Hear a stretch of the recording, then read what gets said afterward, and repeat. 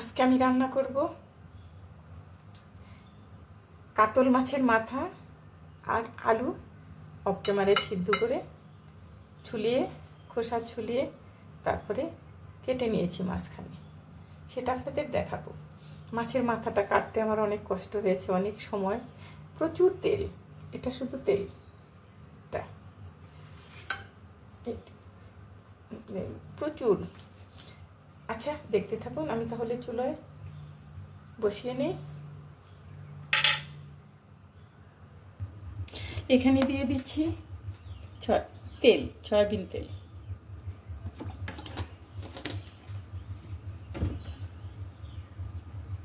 এখানে দিয়ে দিচ্ছি বেশ কিছু পেঁয়াজ কুচি। একটা পেঁয়াজ আমার মানে পুরোটাই দিয়ে দিচ্ছি, ওটা ওভাবেই খাবি।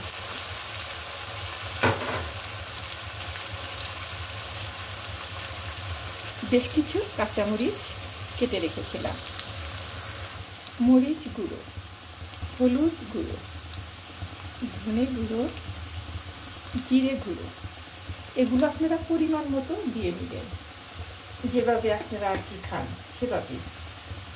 লবণ স্বাদ মতো ওভাবে দিয়ে নেবেন, কারণ মেপে ঝুঁকে দেওয়া মাংসতে দেওয়া যায়, কিন্তু সবজিটা এরকম যে আলু আর মাছের মধ্যে একটু তো দিতেই হবে হলুদ মরিচ, একটু না হলে তো ভালো লাগবে না। এখন আমি মাছটা দিয়ে দিচ্ছি। এটা মাছের মাথা অংশ, এটা হলো তেল।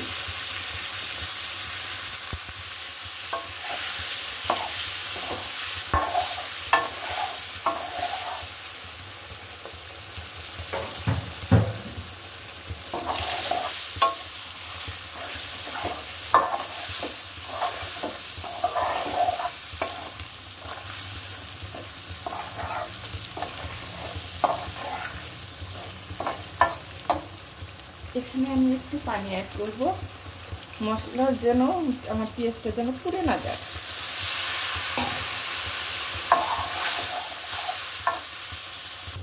মাছের মাথাটা আমি এখন উঠিয়ে ফেলব।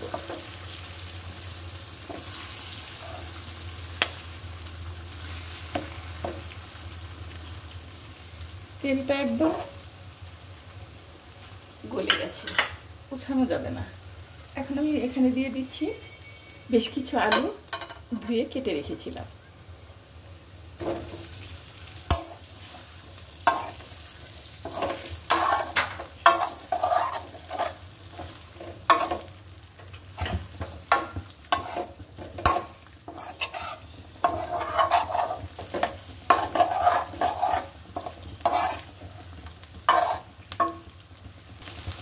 আলুটা আমার কষানো হয়ে গেছে। এখন আমি এখানে পানি অ্যাড করব। মশলাটা লেগে দিচ্ছে নিচে।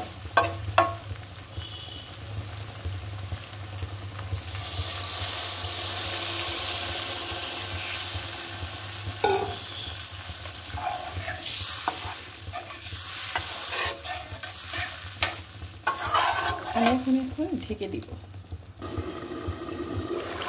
তরকারিটা আমার হয়ে গেছে।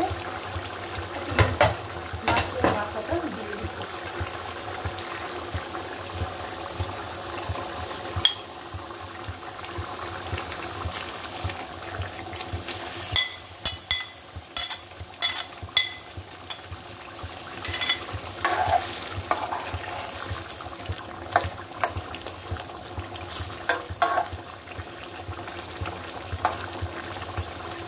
এখন একটু ঢেকে দিব।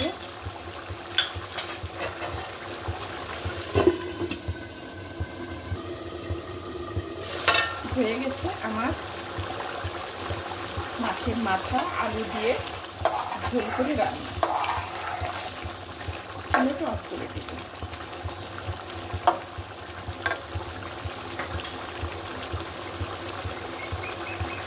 রান্নাটা কেমন হয়েছে কমেন্ট করে জানাবেন। আপুরা ভাইয়ারা ভালো থাকবেন, সুস্থ থাকবেন, এটাই কামনা। আল্লাহ হাফেজ।